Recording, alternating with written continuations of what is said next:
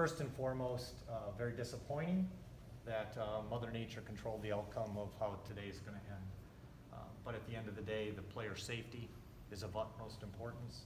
And after talking to Coach Campbell and to their head football coach, both coaches just agreed that given what we saw on the radar, staying and just prolonging probably the inevitable wasn't in the best interest of either team. What I don't want to get lost in tonight's events is that our crowd was absolutely awesome. And that student section may have been the best student section we've had in my 14 years here for a first game. And that shows the excitement and the anticipation that we have for Cyclone football this year. And despite how that we feel right now, we've still got plenty of weeks of football ahead of us that'll be really exciting.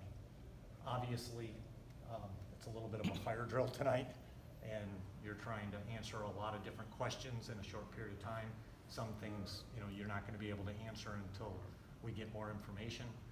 But some things I can share with you is, unfortunately, I don't believe we'll be able to reschedule the game with South Dakota State. Their bye week and our bye weeks aren't the same weeks. The only time that we kind of share potentially an off week would be the championship weekend in December.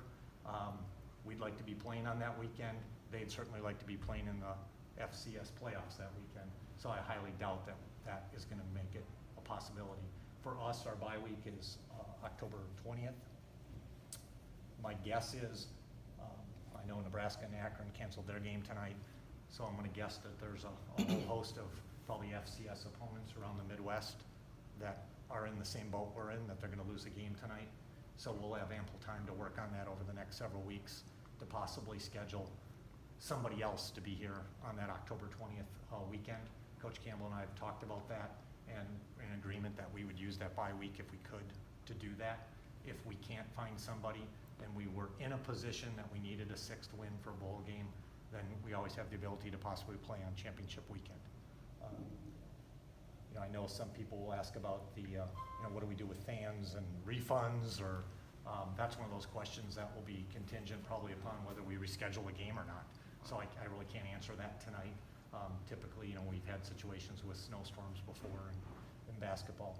I know some people probably ask about the players that were suspended.